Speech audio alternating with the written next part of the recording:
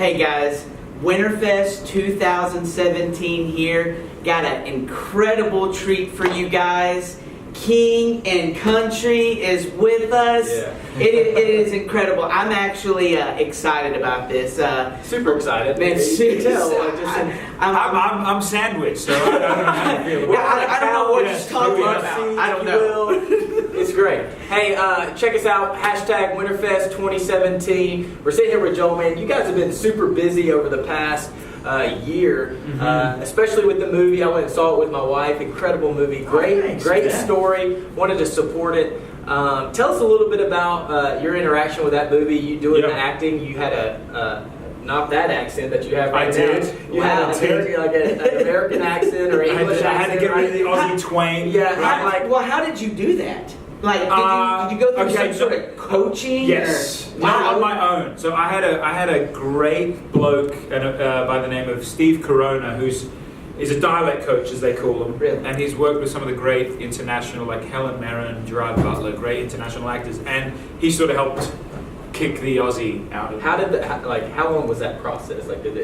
He came out, so we did 190 shows last year, we've worked out. So it was a lot of shows, and 1 week before we did the film production, we actually had him come out for a whole week. And so in between performances, I'd be in the back lines with the two of us, and we'd be going over, all these tongue twisters and really working out. We'd go over scenes together. Yeah. But not only that, we shot in Albuquerque, New Mexico, and he was on set with a pair of headphones on, listening to every nuance. So, like, when you were, let's say you were doing a line, did you switch from your accent now to, did you mess up a tongue? I actually tried to, whenever I read the script, and even outside of the film, I tried to continue to talk in an American dialect. Really?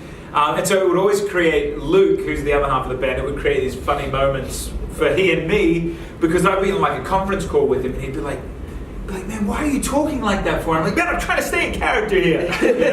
So it was a great experience. Tell us how you got connected with the movie. And Well, so the band for King Country has been around for 5 years, and one of the things that was kind of simultaneously happening as we began was Luke had just got married, and I had met my now wife Mariah at his wedding.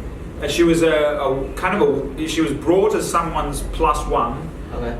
She didn't know anyone at the wedding. She was a wedding crasher. She was a wedding crasher with the intent to introduce her to me and me to her, and it worked. So that actually works. It worked. It works. It worked in our case. It works. And so simultaneously to all of this happening, we started traveling as a band. So this idea of love and relationships and commitment and romance was very keen on our hearts and minds. And so we took it upon ourselves to share for probably 30 seconds during each show about chivalry and about celebrating a woman's worth. And one of the tangible things we did was we brought over a load of Australian 1-cent coins, we framed them, and we made necklaces out of them, and we called it the Priceless Necklace. Really? Wow. And in the last 5 years, I think we've seen upwards of about 500,000 men and women, boys and girls grab one of these necklaces and rally around this cause. So we went to our brother Ben, who's a filmmaker.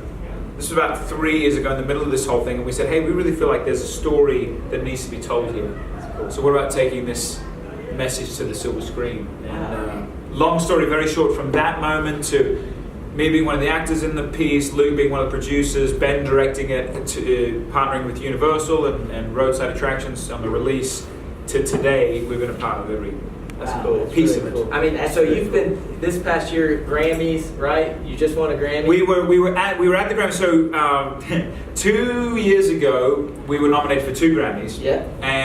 But we had a conflicting show, so we couldn't go to the Grammy Awards, and we won both of them that year. You don't go to the. So we couldn't go to the Grammys. You just don't go to the Grammys. But this year we were nominated again. Awesome. And we were actually hosting as part of the pre-telecast, and we had the chance to go to the Grammys. Okay. So we didn't take the Grammy, but it was this good yin and yang, because we weren't there, we won. We were there, we didn't. That's cool. So let me ask a Grammy. Yes. Is it heavy?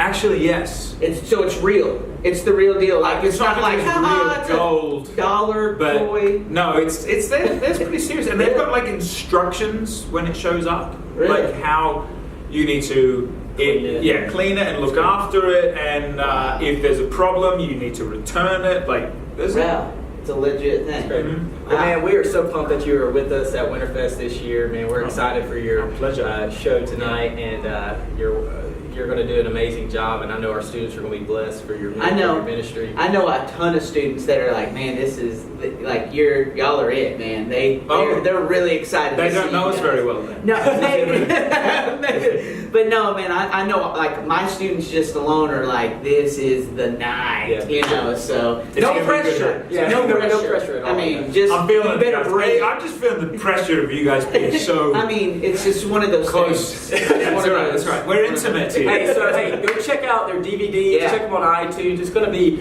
we want you to go out and support these guys because we believe and we want to support what you're doing and the cause that you guys are putting out there. So, man, thank you so much for being with us. Hey, Winterfest Backstage. Remember, hashtag Winterfest 2017. Follow us on all social media. And we can't wait to see you guys tonight. See you tonight. Thanks, guys.